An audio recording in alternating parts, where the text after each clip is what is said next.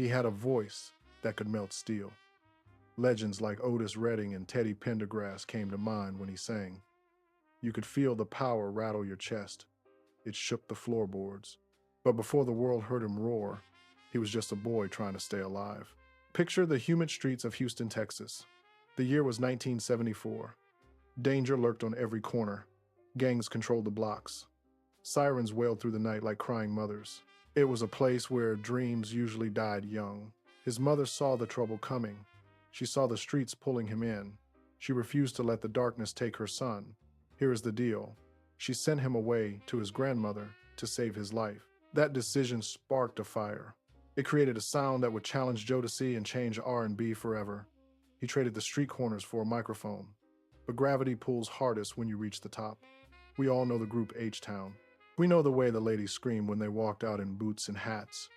But do you know the real story of the man behind the mic? The man with a range we will never hear again. The silence was louder than the applause. November 18th, 1974, a pair of lungs took their first breath in Houston, Texas. But this was not just one baby crying. It was two. Kevin Connor arrived with his twin brother, Solomon. The world would eventually call them Dino and Shazam. But on that day, they were just two boys born into a city that wanted to swallow them whole. The heat in Houston does not just make you sweat. It sits on your shoulders like a heavy coat. It sticks your shirt to your back. In the 70s and 80s, the air was thick with humidity, but the atmosphere was heavy for another reason. Poverty covered the neighborhood like a fog. They grew up on the hard side of town. The houses were small. The paint peeled off the wood in long, dry strips. The porches sagged under the weight of too many stories. It was a place where people worked hard just to stay in the same spot. Money was tight. Food was sometimes scarce. But the danger was always free. Picture the street corner at dusk. The sun dips below the horizon. The street lights flicker on, buzzing like angry flies. This was the signal. The shadows grew long, and the predators came out to hunt. Gangs claimed the blocks. Young men stood on the corners with eyes hard like flint. They sold poison to their own neighbors. You could hear the rhythm of the neighborhood at night. It was not a happy song. It was the pop of gunfire echoing off the brick walls. It was the sound of sirens wailing like crying mothers. It was the sound of running feet on pavement. Violence was a cycle. It spun around and around, pulling young boys into its center. Kevin and Solomon were 5 years old. They played in the dirt. They chased each other around the yard. They were innocent. They did not know that the streets were already watching them. The streets are always hungry for new blood, but their mother was watching too. She stood at the window. She saw the older boys on the corner. She saw the flash of cash and the gleam of chrome. She saw the way her sons looked at them with curiosity. A mother knows when the tide is turning. She saw the attitude creeping into their walk. She heard the slang creeping into their talk. She knew how this story ends. She had seen it happen to the neighbors' kids. One day, they are playing tag. The next day, they are holding a weapon. The next day, they are gone. She refused to let the darkness take her sons. She made a choice that broke her heart to save their lives. But here's the deal. She did not just ground them. She did not just yell at them.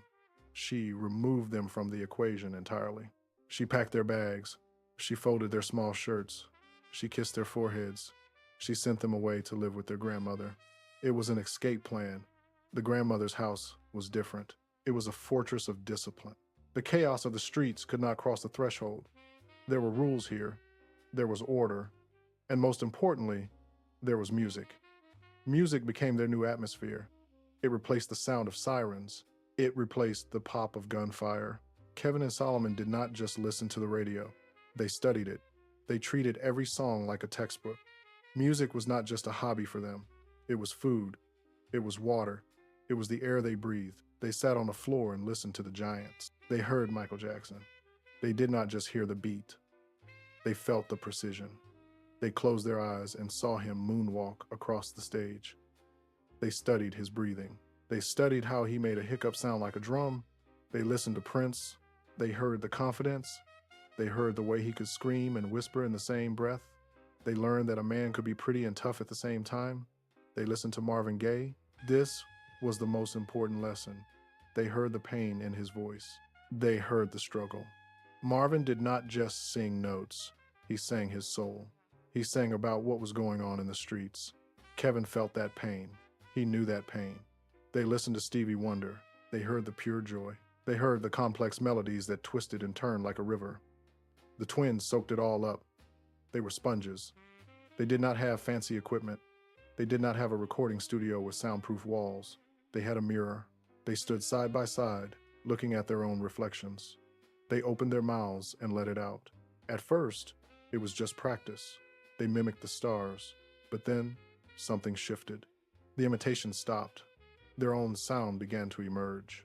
Kevin opened his mouth, and something ancient came out. It was a voice that sounded like it had lived 1,000 years. It was rough, like the pavement he left behind, but smooth, like the velvet he wanted to wear. It was powerful. It rattled the windows of his grandmother's house. The rejection came early. Of course, people see two little boys, and they expect a little sound. They expect a nursery rhyme. They do not expect a storm. But the boys kept singing. They sang to the walls. They sang to the furniture. They sang until their throats burned and their chests heaved. They were forging a weapon. They were turning their pain into power. The move to their grandmother's house was supposed to just keep them alive. It was supposed to keep them away from the gangs. It was supposed to keep them out of jail. It did more than that. It created a pressure cooker. The isolation, the discipline, and the burning desire to be heard mixed together. It brewed a sound that was raw and uncut. The streets of Houston thought they had lost 2 victims. The gangs thought Kevin and Solomon had disappeared, but they were just in the lab. They were just waiting. They were building the strength to scream so loud that the whole world would have to listen. But gravity pulls hardest when you defy it. The talent was undeniable. The voice was a gift from God. But the hunger came from a place of starvation. They wanted the fame. They wanted the love. They wanted to prove that they were more than just kids from the north side of Houston. They were ready to conquer the world. But they did not know that the world hits back. They did not know that the same passion that fueled their voice would eventually burn the candle at both ends. The silence of their early years was about to break, and the noise they would make would shatter everything. The practice was over. The mirror in the grandmother's house could no longer hold them. Kevin, Solomon, and their friend Daryl Jackson were ready. They formed a group. They called themselves H-Town to honor the city that made them. But talent needs a stage. And in the early 90s, the stage was looking for something new. They packed their bags again. But this time, they were not running from danger. They were running toward destiny. They headed to Miami. They wanted to meet a man named Luther Campbell. The world knew him as Luke from the Group 2 live crew. Luke was loud. He was controversial. He was the king of Miami bass. He was not known for slow, romantic love songs. But here is the deal. Luke heard them sing. He heard the harmony. He heard the pain and the power in Kevin's voice. He signed them on the spot to Luke Records. It was an odd pairing, the bad boys of bass meeting the new kings of romance. But it was the spark that lit the fuse. The year was 1993. The radio waves were about to change.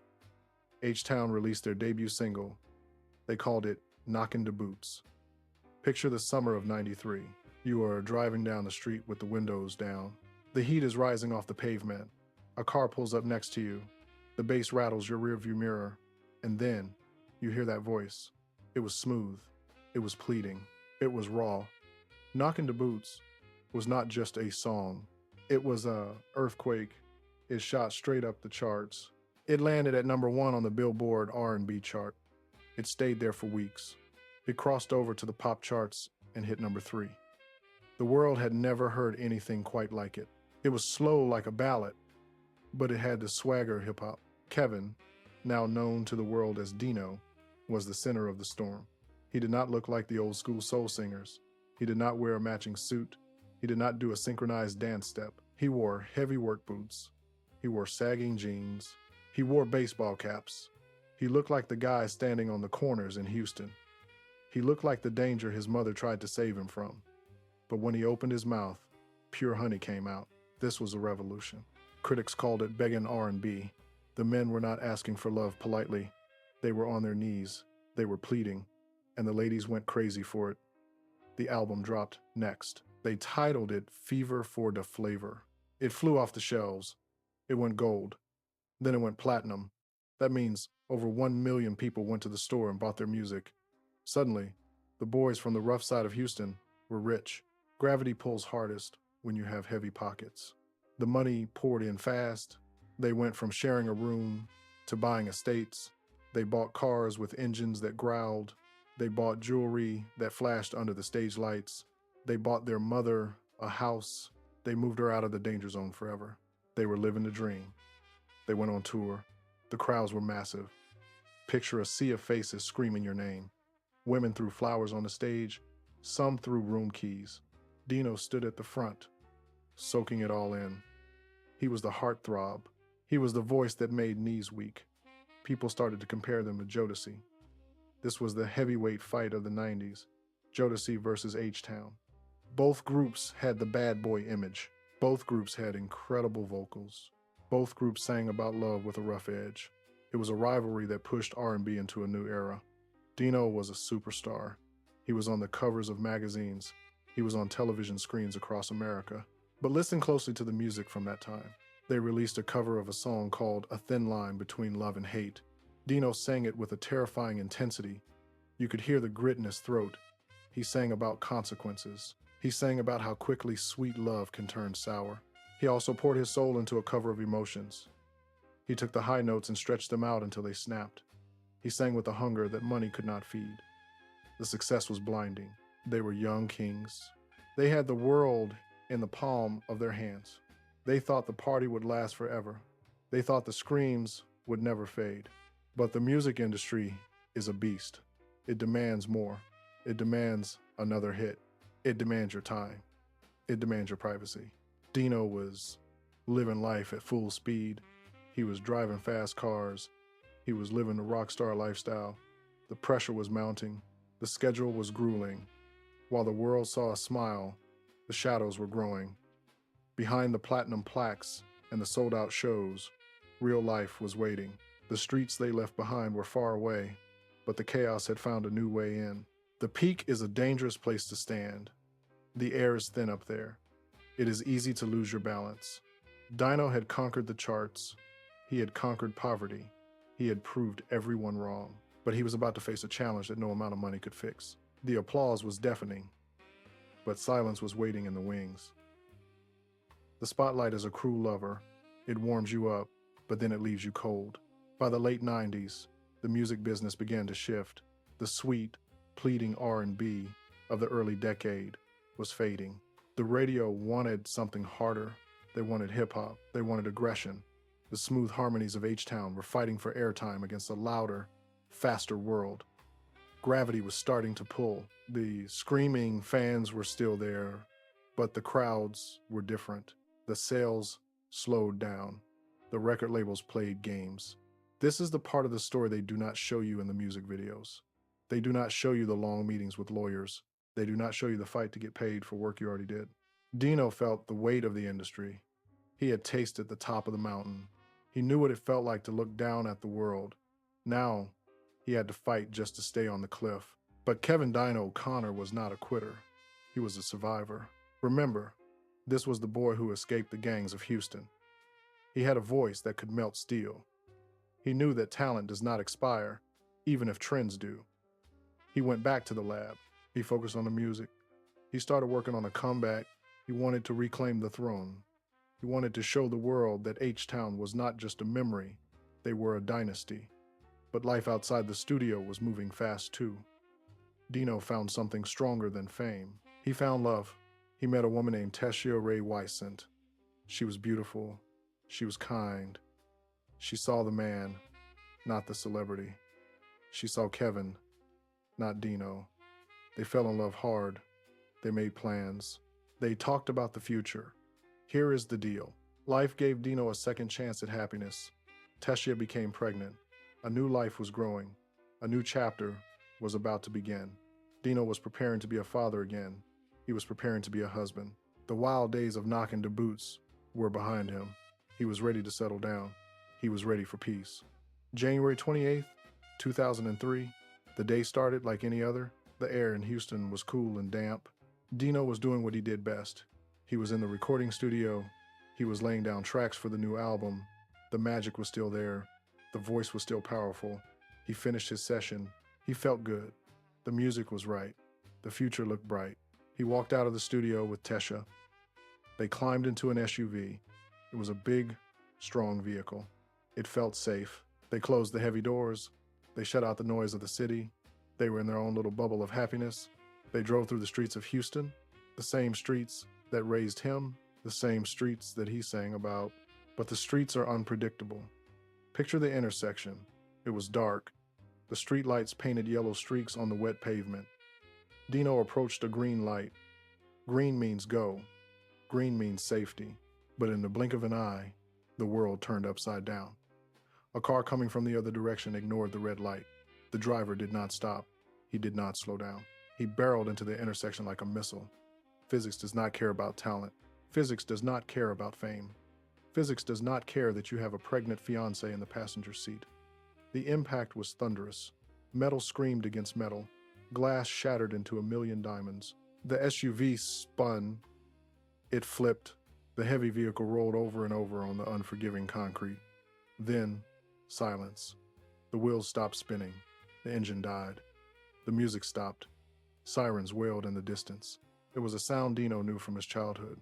But this time, the sirens were coming for him. Rescuers arrived at the scene. They saw the wreckage. They saw the twisted metal. They worked fast. They pulled Tesha from the vehicle. But it was too late. She was gone. The baby was gone. The future they planned together vanished in a heartbeat. Dino was still fighting. His heart was still beating. Paramedics rushed him to the hospital. The lights flashed against the night sky. The doctors worked on him. They tried to save the voice that had touched millions. They tried to save the father. They tried to save the legend. But the damage was too deep. On the way to the hospital, or perhaps shortly after arriving, Kevin Dean O'Connor took his last breath. He was only 28 years old. The news broke the next morning. It hit the world like a physical blow. Fans woke up to the headline. They could not believe it. How could a voice so full of life be silenced so suddenly? His twin brother, Shazam, felt a pain that no one else could understand. They had shared a womb. They had shared a room. They had shared a stage. Now, one half of the soul was gone. The tragedy was absolute. There was no long sickness to say goodbye. There was no warning. 1 minute, he was a young king planning his comeback. The next minute, he was a memory. The crash site in Houston became a shrine. People left flowers. They left teddy bears. They lit candles that flickered in the wind. They played Knockin' the Boots from their car stereos. But the music sounded different now. When you listened to his voice, you did not just hear the romance anymore. You heard the ghost. You heard the tragedy. You heard the sound of a man who had everything and lost it all to a red light runner in the rain. The music industry paused. The rivalry with Jodeci did not matter anymore. The sales figures did not matter. The lawsuits did not matter. All that mattered was the empty space where a legend used to stand. The fall was not a slow decline. It was a sudden drop off the edge of the world. It was a reminder that tomorrow is promised to no one, not even to the ones with the golden voices. The studio where he recorded his final notes sat empty. The microphone was cold. The lyrics he wrote were left on a piece of paper, waiting for a singer who would never return. Houston had lost its voice. But here is the thing about legends. They die, but they do not disappear. The body was gone, buried in the Texas soil. But the sound was about to take on a life of its own. The silence was loud, but the echo was eternal. The sun rose over Houston on January 29th, 2003. But the light looked different. It looked gray. It looked cold. The news spread through the city like a fever. Headlines hit the paper stands. They used black ink on white paper. They said H-Town singer killed in crash. It looked so simple. It looked like just another statistic in a big, violent city. But the ink could not capture the sound of a mother crying. The news reports spoke about chart positions. They listed his hits like Knockin' the Boots. They treated his life like a business transaction. But the reality was much darker. The media called it a tragedy, but for the family, it was an apocalypse. Here is the deal. The world saw a celebrity pass away. They saw a star fade out. But inside the Connor home, A light had been smashed. Shazam, his twin brother, did not just lose a bandmate. He did not just lose a sibling. He lost his reflection. They had shared a womb. They had shared a bedroom. They had shared a microphone. They walked through life side by side. Now, Shazam had to walk alone. Every time he looked in a mirror, he saw the face of the brother he could not save. The hypocrisy of fame showed its ugly face that week. When Dino was alive and fighting to make a comeback, the phone did not ring often. The radio stations were busy playing the new hits. They were busy chasing the next big thing. But the moment he died, the phone would not stop ringing. Suddenly, everyone was his best friend. Radio stations that had ignored his new music put his old songs on repeat. They called it a tribute. But to those who knew him, it felt like guilt. It felt like the industry was trying to say sorry to a man who could no longer hear them. Fans gathered at the crash site. They turned the cold pavement into a garden. Picture the intersection. Broken glass still glittered on the road, but now it was covered in flowers. Teddy bears sat against the light pole. Candles flickered in the wind, fighting to stay lit. People stood on the corner and wept. They played his music from their car stereos. The voice of Dino floated over the traffic. It sounded different now. The sexy pleading of knocking the boots sounded like a prayer. The high notes in emotions sounded like a cry for help. The public focused on the loss of a singer. But the truth was even heavier. The crash did not just take a voice. It took a father. It took a future husband. It took an unborn child. Tesha Ray Wiesent was not famous. She did not have gold records on her wall, but her life mattered just as much. She was the woman who gave Dino peace. She was the one who saw the man behind the sunglasses. The driver of the SUV who ran that red light did not just break traffic laws. He broke a lineage. He stole a generation. The music industry tried to move on. That is what the machine does. It grinds forward. New groups appeared. New singers wore the boots and the hats. They tried to copy the swagger, but you cannot copy a soul. Critics tried to analyze his legacy. They wrote articles about the H-Town sound. They talked about how the group bridged the gap between Jodeci and the hip-hop world. They used big words to explain a simple feeling. But the fans knew the truth. They knew that Dino sang for the underdogs. He sang for the boys who grew up in houses with peeling paint. He sang for the people who had to shout to be heard above the sirens. The funeral was the final concert, but there was no applause. There was only the sound of a community breaking. Gravity had finally won the physical battle. It pulled the metal SUV to the ground. It pulled the casket into the earth. But here is the thing about true power. They buried the man. They buried the body. But the voice refused to stay in the ground. The radio waves carried it up. The memories carried it forward. The media moved to the next story. The cameras turned away. But in Houston, and in headphones all over the world, the echo remained. The man was gone. But the legend was just getting started. The dirt settled on the grave. The news trucks drove away. The cameras went to find the next tragedy. But silence did not win this war. You can bury a man. You can bury a casket. But you cannot bury a sound that changed the world. Turn on the radio today. Listen closely to the R&B stations. When you hear a singer pleading for love, that is the ghost of Dino. When you hear a man not afraid to beg, that is the legacy of H-Town. Here is the truth. Kevin Dino Connor did not just sing songs. He gave permission to a generation of men. He showed them it was okay to be vulnerable. He showed them that you could be tough enough for the streets of Houston, but soft enough to cry for the woman you love. He did not need computers to fix his pitch. He did not need auto-tune to find the soul. He just opened his mouth, and the truth came out. His twin brother, Shazam, carried the torch. Imagine the strength that takes. Imagine standing on a stage with a microphone in your hand. You look to your left. You expect to see your brother. You expect to see your other half. But you see empty space. Shazam kept the group alive. He toured the world. He kept the name H-Town on the marquees. Every concert became a tribute. Every note became a memory. But the lesson of this story is not just about music. It is about the fragility of life. Dino conquered the gangs. He conquered poverty. He climbed the mountain of fame. He had the cars, the money, and the gold records. But none of that could stop a red light runner in the rain. He was only 28 years old. He left us right when he was finding his peace. He left us with a catalog of hits and a heart full of what-ifs. We will never know what songs he still had inside him. We will never hear the lullabies he would have sung to his child. But we have the recordings. We can still go back to 1993. We can press play. We can feel the humidity of a Houston summer. We can feel the bass rattle the trunk. And for a few minutes, Dino is alive again.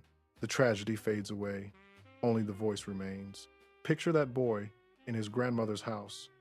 He is singing into a mirror. He is dreaming of the world. He caught that dream. He held it tight, and he gave it to us. Some stories end without closure, but dignity doesn't need applause. Do you remember where you were when you first heard Knockin' the Boots? Do you remember the first time that voice came through your speakers? Share your memories of Dino and the H-Town era in the comments below. Let's keep the legacy loud.